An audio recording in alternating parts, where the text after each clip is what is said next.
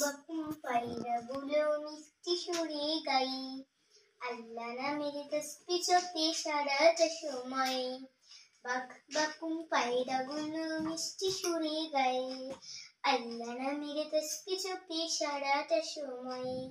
কখনো ওই আম বাগানের শাখায় শাখায় বসে, কখনো বা শিশির ভেজা সবুজ সবুজ ঘাস, কখনো ওই আম বাগানের শাখায় শাখায় বসে, কখনো বা শিশির ভেজা সবুজ সবুজ ঘাস, কখনো বা পাখনা মেলে, কখনো বা পাখনা মেলে শূন্যে উড়ে যায়।